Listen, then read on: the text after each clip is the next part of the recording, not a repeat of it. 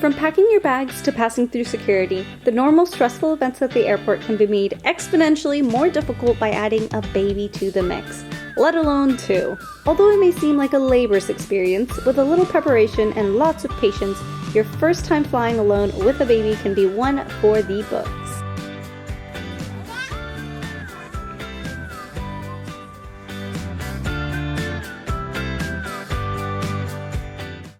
The boys are behaving perfectly. I was really stressed about leaving, but it's now 12:03 and it's not the end of the world, so.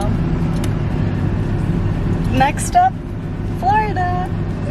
So we have our boys. Oh my gosh.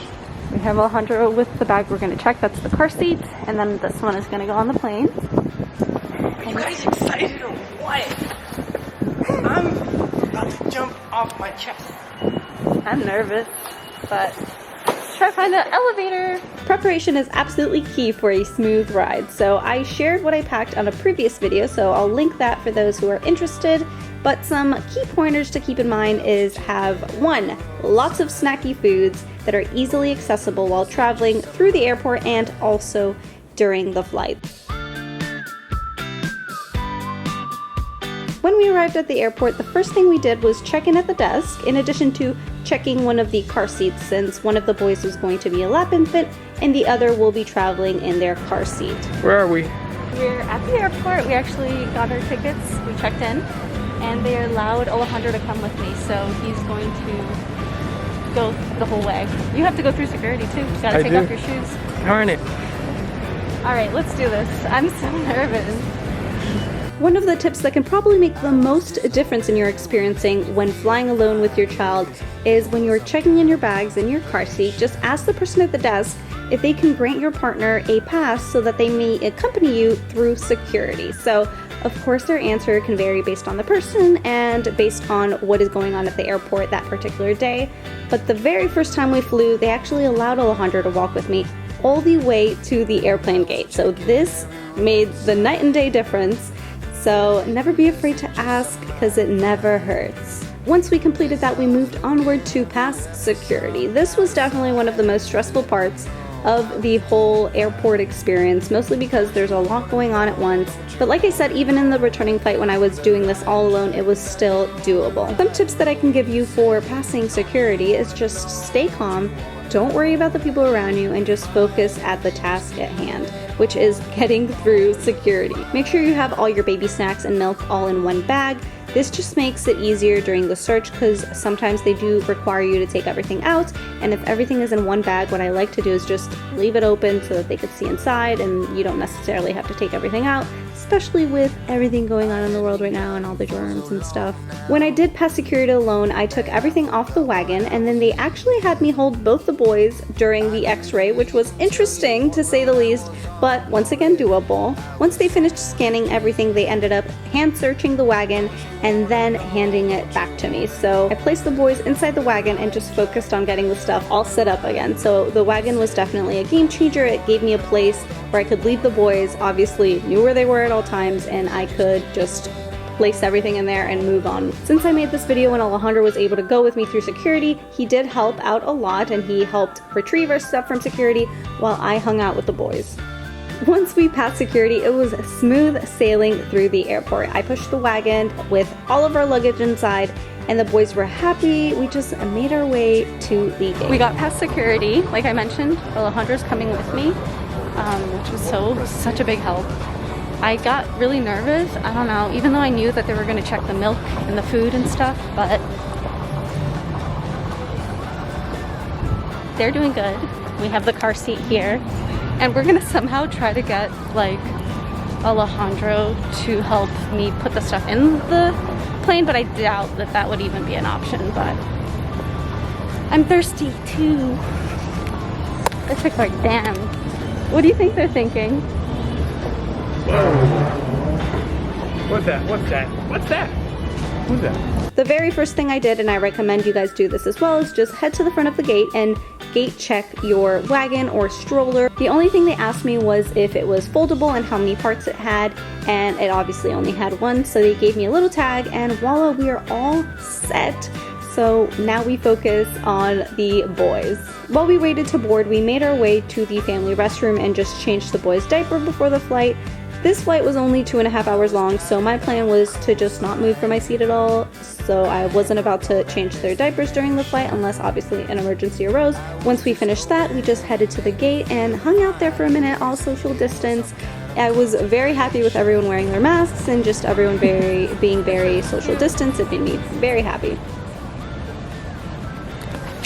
Hands. What is this? Hello. Yeah. Eisen, you're trying to reach the ticket. For everyone's safety, please report What is any it? unattended bags or suspicious behavior to the nearest airport employee, law enforcement officer, or TSA representative. Sir, I'm gonna report you. You look suspicious. You doing a split? Damn in the airport. Ready?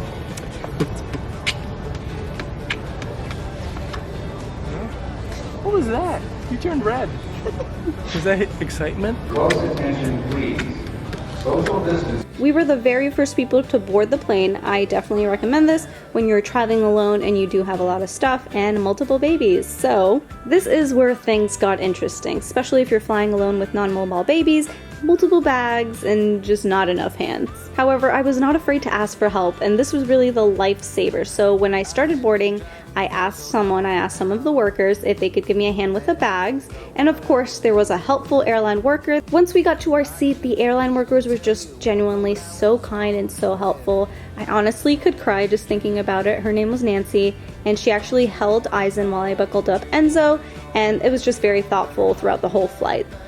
I know the whole situation is stressful and can be awkward, but don't be afraid to talk to people and just ask for help if you definitely need it. And I know this is especially difficult due to COVID, but when you're flying alone, you have to do what you have to do to survive. A nice tip I can give you when picking your seats is get the very last seat of the plane. This was actually made by complete accident, but I am so glad that we ended up getting these seats because we were all the way in the back, bothered the least amount of people as possible, and were really close to the flight attendants. So in case we needed anything, they were present. During takeoff, I decided I was either going to give the babies a bottle or give them a pacifier to help them with their popping ears. This ended up working out as I had pre-warmed their milk and placed it in a thermos, and that actually passed through security perfectly, so it was nice and warm for their feed. I gave it to them using a sippy cup so they could hold it. It was very minimal fussing, and I ended up doing the same thing during our return flight. So make sure you plan on nursing or giving some sort of bottle while the plane is taking off. Now for the fun entertainment of your baby during your flight. As you saw in my packing video, I had lots of fun toys, even some that the boys had never seen before, but sadly, this was not my saving grace. Snacks. I had a large variety of junky snacks, from yogurt drops, some blueberries, which were awesome, a hit, baby puffs and baby cereal, all which was able to be passed through security with no issue at all. Okay, we're mid-air. I'm flying with Eisen. Enzo was originally here, but he's very tired.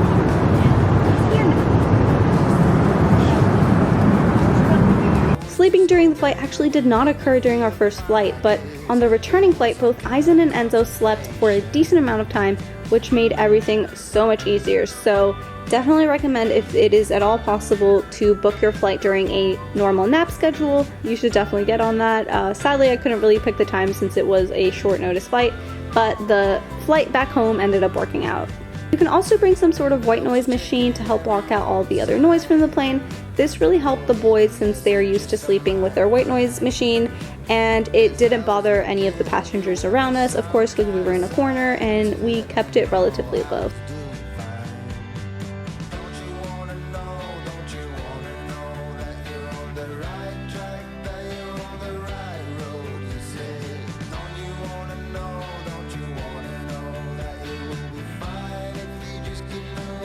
Once we land, you get to take a deep breath of relief, and you did it. You just went through your first flight flying alone with your baby. We managed to take everything out of the plane and put everything in the wagon, and everything is now fine because it's almost over. Once we got ourselves to our destination, we ran over to the little carousel, picked up the second car seat, and my sister was waiting for me, so I could actually breathe finally. Thank you guys so much for watching. Make sure to check out our Instagram for daily posts and stories.